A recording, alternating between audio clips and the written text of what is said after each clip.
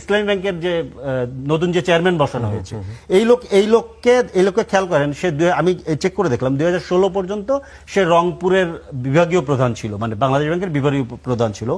এরপরে 2017 থেকে সে ব্যাংকিং প্রবিধান ও নীতি বিভাগের প্রধান ছিল। জি, হ্যাঁ, এবং 2023 সালে তাকে কিন্তু প্রমোশন দেওয়া হচ্ছে। দেখেন 17 থেকে 23 এই বিভাগে সে কাজ করছে, আরো একটা দুইটা বিভাগে সম্ভবত কাজ করছে, এবং 23 সালে তাকে প্রমোশন দিয়ে ডেপুটি গভর্নর করা হচ্ছে। খেয়াল করেন, যে সময়টাতে উনি বাংলাদেশ ব্যাংকের এই বিভাগগুলোর প্রধান ছিল, ওই সময়টাতে ইসলামী ব্যাংক সহ অন্য ব্যাংকগুলো এসালামরা দখল করতেছে।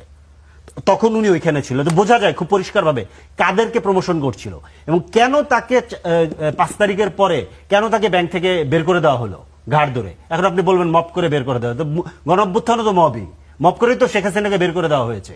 তো বের করে দেওয়া হয়েছে কারণ এটার পেছনে কারণ ছিল। এখানকার কর্মকর্তা কর্মচারীরা তো বের করেছে, আমরা তো করিনি, আমরা তো জানতামও না। তাহলে ওইখানকার কর্মকর্তা কর্মচারীরা তো জানে। কোন কর্মকর্তা কর্মচারী? এই কর্মকর্তা কর্মচারীরাই তো মানে বিএনপি ক্ষমতায় আসার পরে আহসান এস মনসুরকে মপ করে বের করে দিয়েছে না। তার মানে বিএনপি সংশ্লিষ্ট লোকেরাই তো এটা করেছে। তাহলে বিএনপি সংশ্লিষ্ট লোকেরা নিশ্চয়ই জানে যে এই লোক কি অপকর্ম করেছে।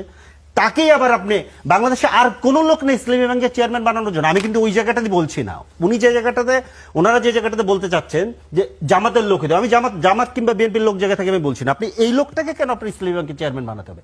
খেয়াল করেন, হয়রাজ ধরেন এখানে গ্রাহক ফোরামের নামে আজকে আন্দোলন হয়েছে, সেই আন্দোলনের উপরে ধরেন কি বলে যে পুলিশ গুলি করেছে, জলকামান দিয়েছে, ঠিক আছে।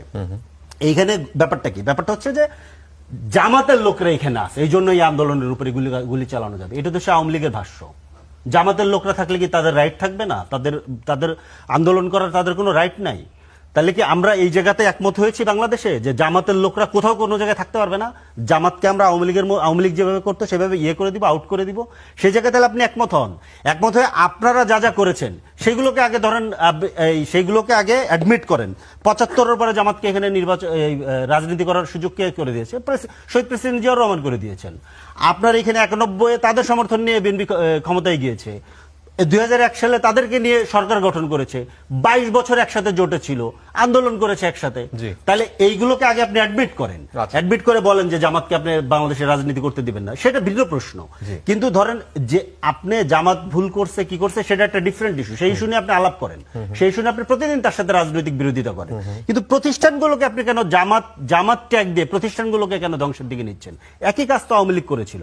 মৌলবাদের অর্থনীতি এবং জামাতি অর্থনীতি এবং মুক্তিযুদ্ধের বিরুদ্ধে শক্তি, এইগুলো বলে প্রত্যেকটা প্রতিষ্ঠান ধ্বংস করা হয়েছে না? প্রত্যেকটা প্রতিষ্ঠানের তথাকথিত স্বাধীনতার সপক্ষের লোকদেরকে দেওয়া হয়েছে না? স্বাধীনতার সপক্ষের লোকরা আমাদেরকে কি করেছে এটা তো আমরা দেখছি।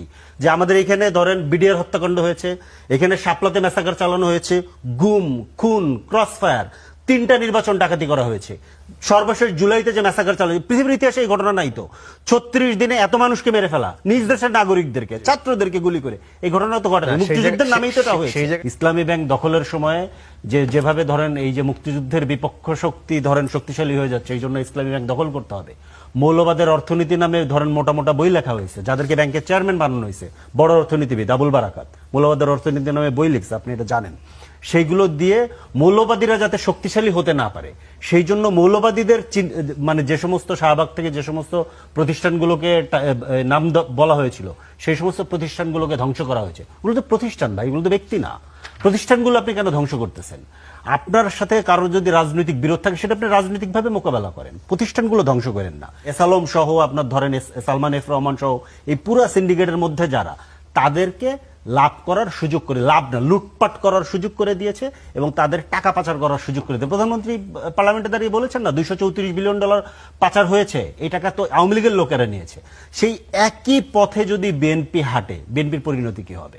ধরেন কালকে যদি ধরেন আওয়ামী লীগ ফেরত আসে, আওয়ামী লীগের লোকেরা ধরেন যদি মাঠে নামে, হ্যাঁ, এইটা আমি শিওর না যে বিএনপির কতজন নেতাকে আমরা সাথে পাবো।